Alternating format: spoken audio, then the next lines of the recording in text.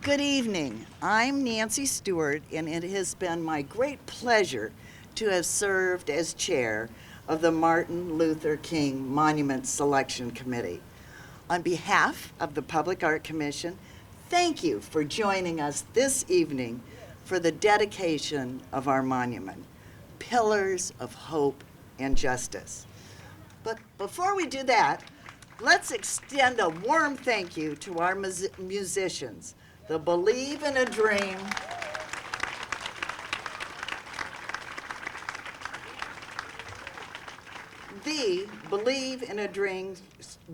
Dream String Jams Youth Ensemble. We are here today because in 2020, City Council passed a resolution sponsored by councilpersons Chambers and Yale to create a public display commemorating Dr. Martin Luther King Jr.'s visit to Fort Wayne on June 5th, 1963, and in particular, the words and message of that speech. Mayor Tom Henry has always been an advocate for public art, and this project in particular, and we want to begin by thanking him for his enthusiastic support. And now, would you please welcome to the podium Mayor Henry.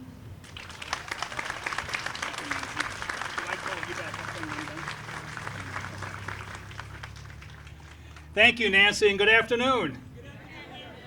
What a great day to cut the ribbon on this monument.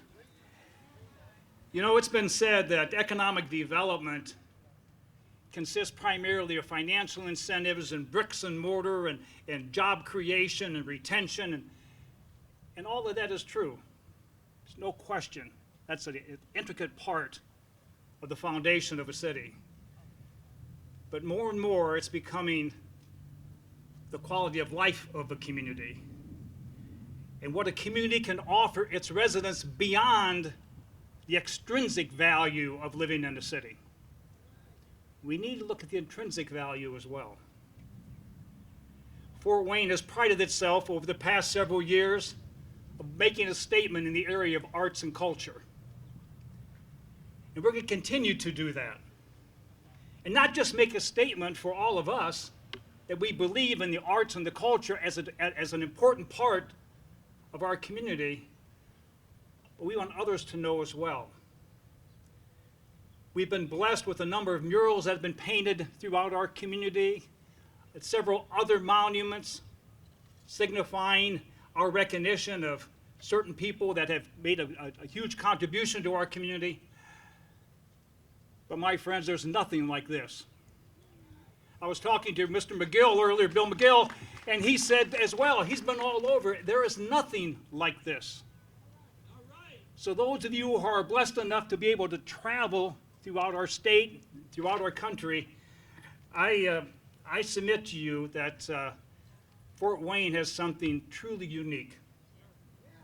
Something that's going to be an attraction to bring others to our community to not, again, just recognize what a beautiful city Fort Wayne is in general, but how we believe in the arts and how we're passionate about making sure that arts and culture are not only present to all of us today, but for generations to come.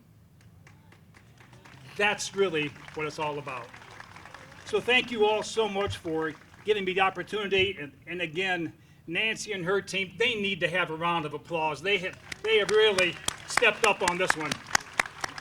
Thank you, Nancy. Thank you. Thank you,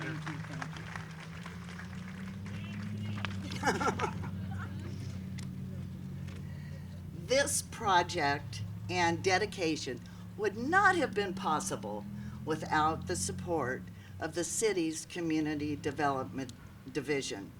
Thank you, Nancy Townsend, for your leadership, your guidance, and staff support. And speaking of staff, Charisse Fortride's attention to detail, patience, and wisdom made this project a reality. Thank you, Nancy and Charisse. Now, please welcome Councilwoman Michelle Chambers and Councilman Russ Yale to the podium for your vision and for recognizing the social value of memorializing Dr. King's dream of racial equality and harmony. We will all be ever so grateful. Thank you, Nancy.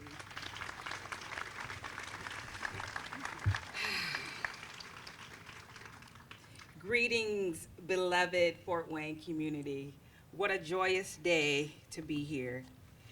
Today we gather to commemorate a monumental milestone in the history of our city. 60 years have passed since the great Martin Luther King Jr. graced Fort Wayne with his powerful words, which will forever be etched here in our pillars of hope and justice. And now we stand on the verge of unveiling a monument that will forever honor the legendary civil rights activists. The journey to this momentous occasion has been one of dedication, perseverance, and unwavering determination. It began with Todd Pelfrey, the executive director of the Fort Wayne Historical Society. He took a deep dive into the archives, sifting through the rich history of Fort Wayne. He scoured through newspaper articles, seeking every piece of information that would lead us to the true essence of the significance of the day. But it didn't stop there.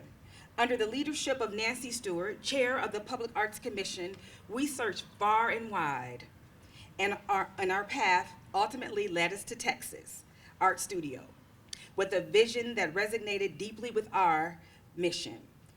A vision that would bring forth a monument, not just to commemorate an event, but to capture the spirit and impact of the historic visit.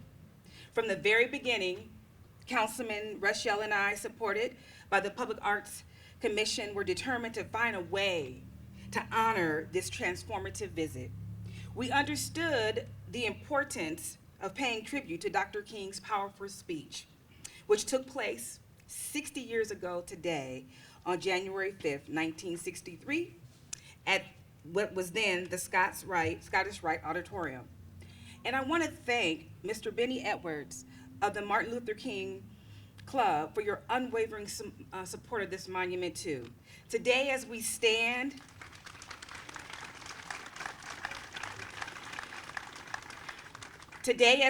on the cusp of unveiling this long-awaited monument, we are reminded of the significance of Dr. King's message. His words echoing through the halls of history, continuing to inspire to strive for equality, justice, and unity. His legacy serves as a beacon of hope, guiding us on an ongoing fight for more inclusive and equitable society. This monument is more than just a structure of stone and metal. It symbolizes our commitment to carry forth Dr. King's legacy, to ensure that his dream lives on the hearts and minds of future generations. As Councilwoman at Large, I am honored to have been a part of this incredible journey. Together, we have embarked upon a mission to celebrate the remarkable impact Dr. King's visit and to remind ourselves that his message is as relevant today as it was 6 decades ago. Today, let us come together in celebration and gratitude. Let us honor the memory of Dr. Martin Luther King Jr., a true champion of justice and equality. And let us recommit ourselves to building a society where the principles he fought for are not only remembered, but embraced in every aspect of our lives.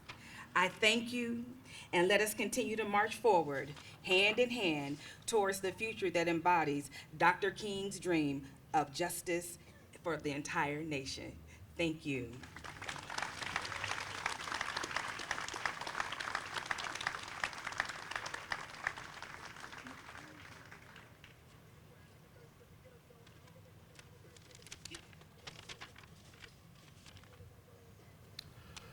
Well, I am part to be proud of this project because I am an eternal optimist when it comes to race relations and the unity of our great country. A couple years ago, I wanted to find an insightful quote from Dr. King, and I thought his Fort Wayne speech would be a good place to look. But I couldn't find anything substantial from the speech. I looked on the internet and couldn't really find much. His words were being lost to history. If we wanted the world to remember the events and the words spoken here, Councilwoman Chambers understood that we needed to take it seriously as a city and memorialize it. This is especially important to me because my children are young. My daughter Anna learned of Dr. King for the first time when she was 6 years old in first grade, and she talked to me about it. It was incredibly powerful. She even wisely understood, in the way that only the mouths of babes can speak, that Dr. King helped everybody, that even my family's Japanese heritage benefited from Dr. King's efforts. What more powerful inspiration could my children have than to know Dr. King was here, the words were spoken here, that part of the dream was imparted here. My daughter, my son, the children here, and the next generation still need to be inspired by Dr. King's dream and take the dream forward.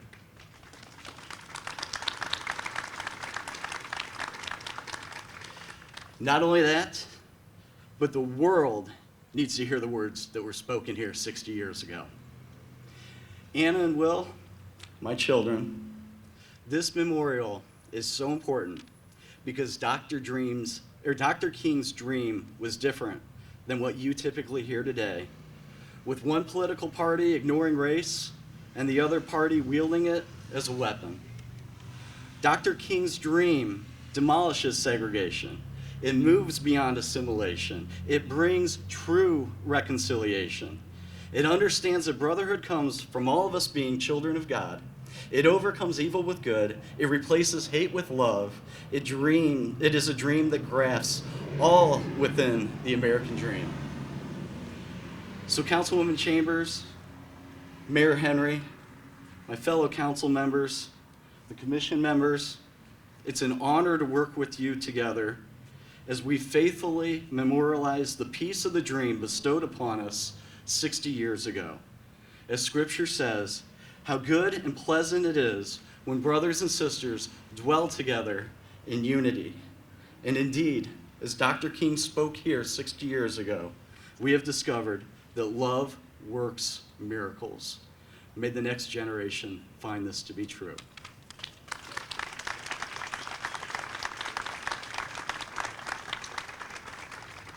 Thank you both so very much. And I know that Councilwoman Chambers referenced Todd Pelfrey and the work that he did to research and reconstruct the speech. And he is going to share that with us when we meet across the street at 7. So I would encourage you to join us for that as well. At this time, we would like to acknowledge the elected officials that have joined us this evening. Councilman Tom Didier, Councilman Jeff Paddock, Councilman Sharon Tucker, Councilman Glenn Hines, Mary Martin from Senator Braun's office, Aaron Dale from Senator Young's office, State Senator Liz Brown, State Representative Kyle Miller from the Wayne Township, State Representative Kyle Miller, and the Wayne Township Trustee Austin Knox, and State Representative Phil Giaquinta, and Benny Edwards with the MLK Club. I hope I haven't missed any of you. If I have, please raise your hand so we can say thank you for joining us.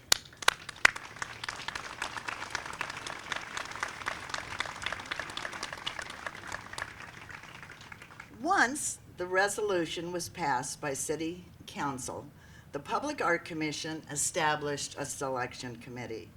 I would like to recognize those committee members who have dedicated the last 3 years to realizing the dream of Pillars of Hope and Justice.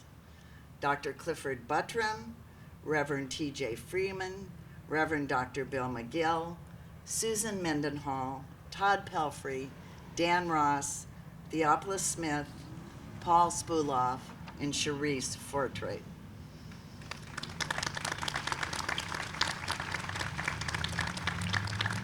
Now, we didn't know where to begin.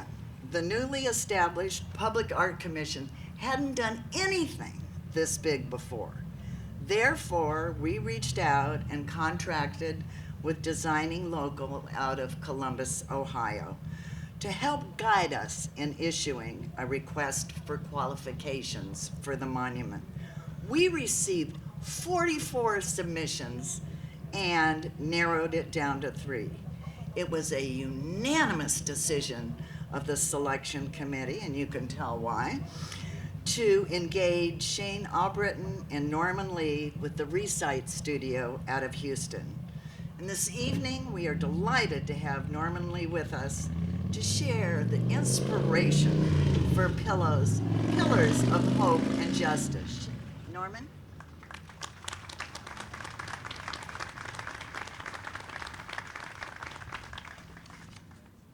Thank you. It is an honor for Shane Albritton and myself to be part of the creation of this monument. As principals of Public Art Studio Recite, we've been preserving historical truths through art and design for almost 25 years. And our objective is to create site-specific spaces that lift up the hope of what Dr. King called the beloved community. We are invested in creating accessible public art that will help communities wrestle with history, where people come together to remember across generations, and to pass on the torch so that the fight for justice, freedom, and human dignity will go on. We endeavor to honor difficult pasts, but also dare to hope that we can forge a vibrant, multiracial democracy together. For Shane and I, what interested us about this opportunity was honoring Dr. King in a way that was truly specific to Fort Wayne in the speech he gave on June 5th, 1963. This monument isn't about one man's dream, it's about a whole movement that stretched across this vast, diverse country of ours, all fighting for the cause of civil rights. It's about the people who invited Dr. King to come speak, people like Dr. King's mentor, Reverend J. Pius Barber, and fellow National Baptist minister, Reverend Clyde Adams, and about the multi-faith network of religious leaders, Protestant, Catholic, Jewish, who came together to support the visit. It's about local civic leaders who took a risk to support the visit.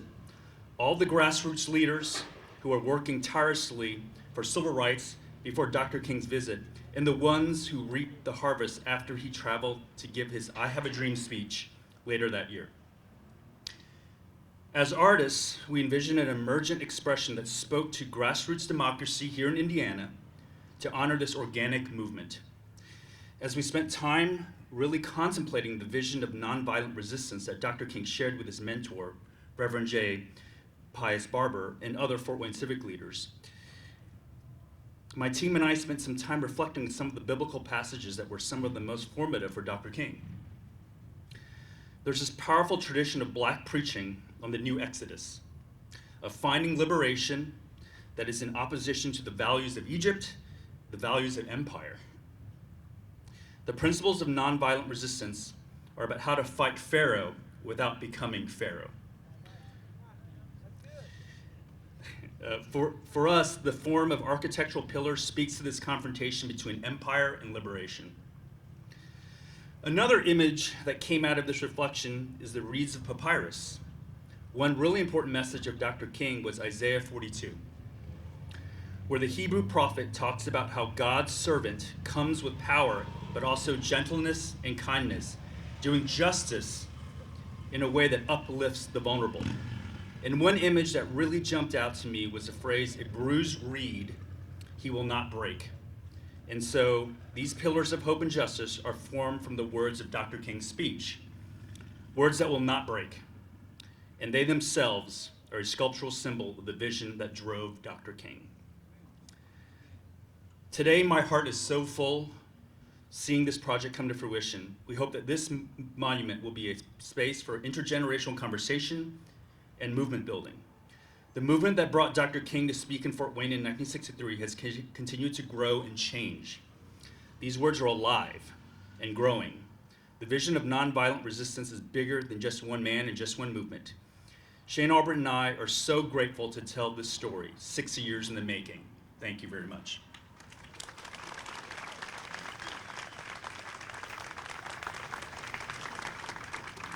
Thank you, Norman, and we're just so pleased to have you with us this evening.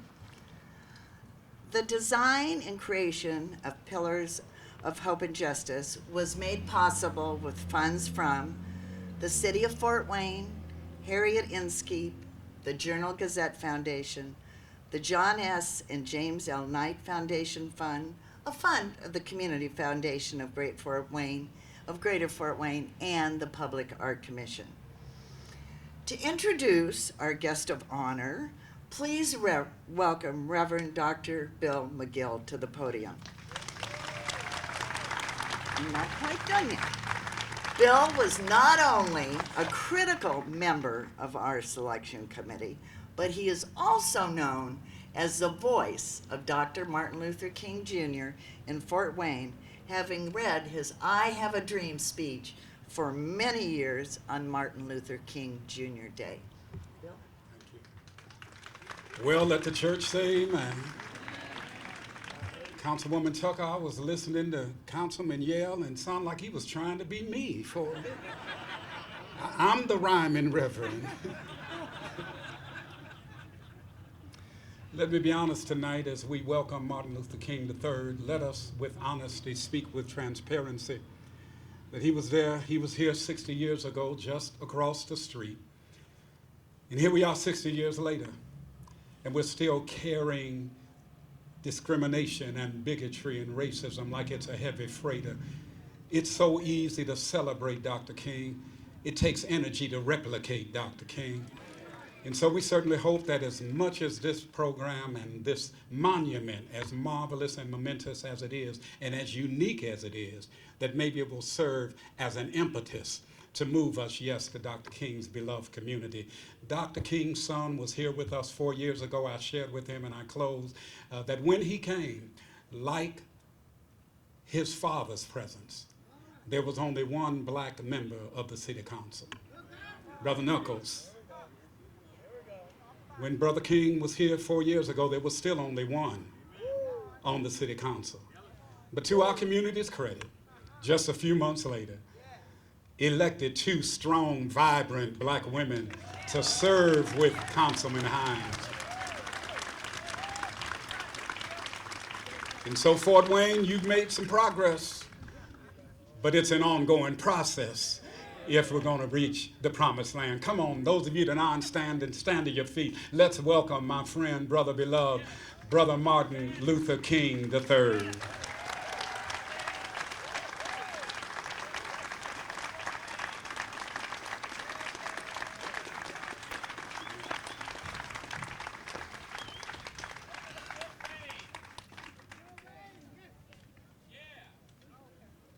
Good evening. Let me thank God for the opportunity to join you today as this monument is dedicated. First, to Mayor Henry, good to see you again. The entire council, all of the council members that are here, to all elected officials here today. To Nancy Stewart for your great stewardship. Certainly to Benny Edwards, and of course, our dear friend, Dr. Bill McGill. I'm going to be brief because we have another program. But it is wonderful to be back in Fort Wayne at this particular occasion because there are monuments, statues, and honors availed to my dad and mom now, really many places around the nation and world. But I think, to my knowledge, this is one of the first that has the words of his message that was done in this community. And so let me thank Mr. Lee and Mr. Albritton for what they have created. Artists do amazing work. And the biggest hope is that this monument inspires this community to be even better. Because it really is about those who are coming behind us. You know, it said, Mr. Mayor, the great politician plans for the next election, and I understand you shortly may become the longest serving mayor of this community. Congratulations in advance. So it says the good politician plans for the next election, but the statesperson plans for the next generation. And we need to keep that in our minds, because our nation is not where it should be. 60 years after my father was here in June 5th, 60 years ago. 60 years after he delivered his profound vision on August 28th of 1963 that is known all over the world. I don't know if I totally appreciated that. My mother used to tell me, and this just some context, not to brag, but the King holiday is observed in over 100 countries. We're just one. Over 100 around the world. Some years ago, I was in Bosnia, and I went to the second largest city called Tuzla in Bosnia. And in Tuzla, an Eastern European city, City Hall is on Martin Luther King Jr. Drive. There were very few black folk other than those in the military that were in Bosnia. But Martin Luther King Jr.'s message inspired Eastern Europeans. And that has happened throughout our nation, and of course our world. So just wanted to contextually say that, and as we prepare for this dedication, I hope that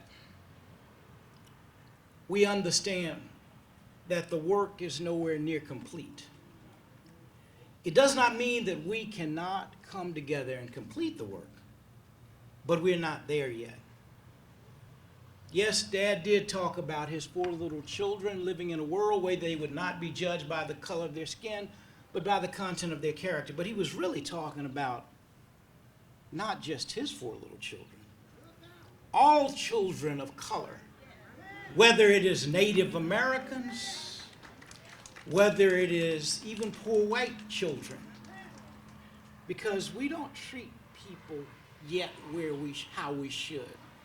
We can, we must, and we will do better. We are a better nation than the behavior we're exhibiting at this moment. Darkness, he said, cannot put out darkness. Only light can do that.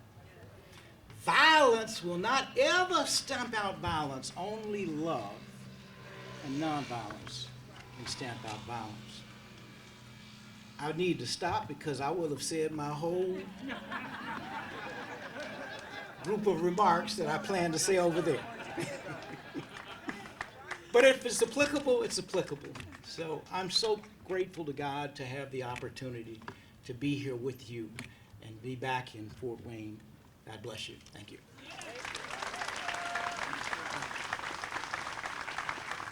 Oh, wait. Martin? Oh, thank you. I bet you want that.